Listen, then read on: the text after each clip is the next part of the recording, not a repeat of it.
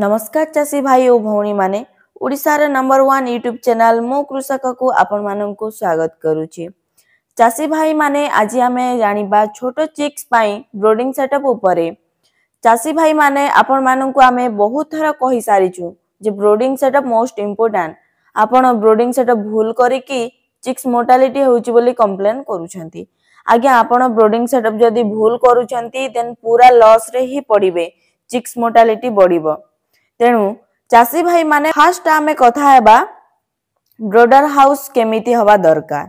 Brother house रे आपण केमिति करिवे से ऊपर मु एबे वर्तमान कहिबी। ब्रोडर हाउस रे क्लीन फ्लोर रे राइस हुक बिंची दियंतु।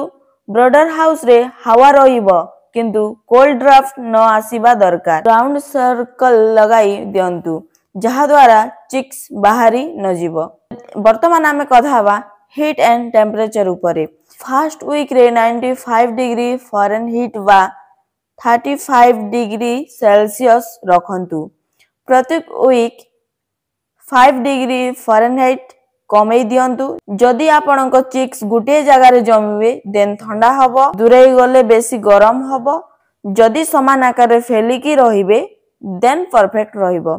आपण माने टेम्परेचर ऊपर टिके ध्यान देबे। वर्तमान कथा हवा फीड आ वाटर ऊपर। आपण क्लीन पानी रे 2 to 3 दिन ग्लूकोज आ विटामिन सी दियंतु। स्टार्टर फीड तुरंत देबे, जदि नाही देन सुजी देई पारिबे।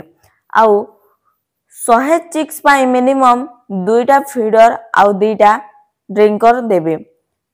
फीड जथेष्ट देबे जेमिति से माने भोक पाई खुंपा खुंपी न हेबे।